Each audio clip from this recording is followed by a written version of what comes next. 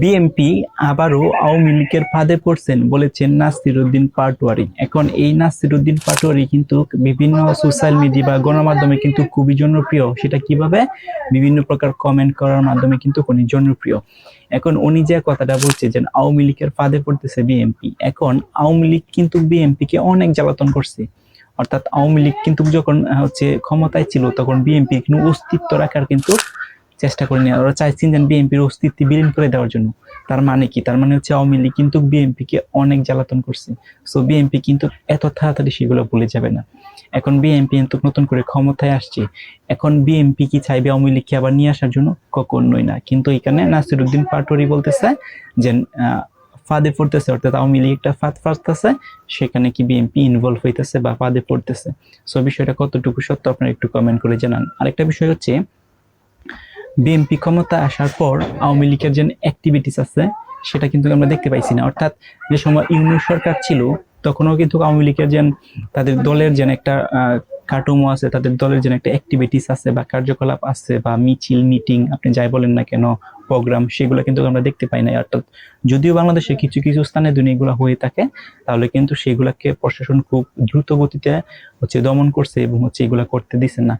So অন্তর্বর্তীকালীন সরকার যাওয়ার পর, অর্থাৎ ইউনূস সরকার যাওয়ার পর কিন্তু যে সময় বিএনপি সরকার আসছে, বিএনপি সরকার আসার পরও কিন্তু রাইট নাও এখন পর্যন্ত আমরা অমনভাবে অ্যাক্টিভ দেখতেছি না। যেন আওয়ামী লীগ অমুক জায়গায় তমুক জায়গায় মিছিল মিটিং করতেছে বা ওয়াইডলি বা ব্যাপকভাবে কোনো একটা প্রোগ্রাম করতেছে।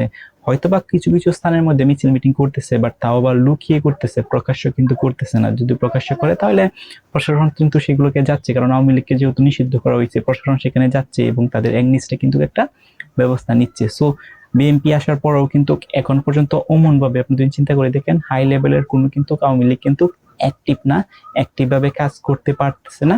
প্রশাসনের বলেন বা তাদের যে দলটা নিষিদ্ধতা আছে সেটার কারণে হতে পারে। সো এখন নাসির উদ্দিন পাটোয়ারি কিন্তু বিএনপি কে নানান ভাবে বলতেছে যে বিএনপি নাকি আওয়ামী লীগের ফাঁদে পড়তেছে। এখন বিএনপি কিন্তু নিজ স্থান থেকে কিন্তু খুবই সচেতন আছে, কারণ আওয়ামী লীগ কিন্তু বিএনপি কে অনেক জ্বালাতন করছে। এখন এটা নাসির উদ্দিন পাটোয়ারি বলার কোনো কিছু নাই। বিএনপি কিন্তু অলরেডি সচেতন আছে। সো কেউ কিন্তু চায় না তার যে রাজত্ব আছে সেটা ছেড়ে দেওয়ার জন্য।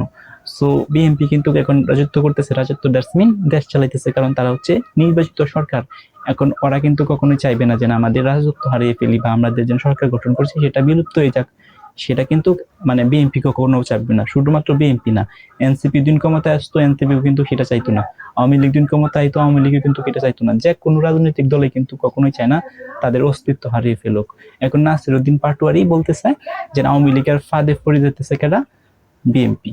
সো এটা কতটুকু সত্য, আপনাদের মতামতটা একটু কমেন্ট করে জানান।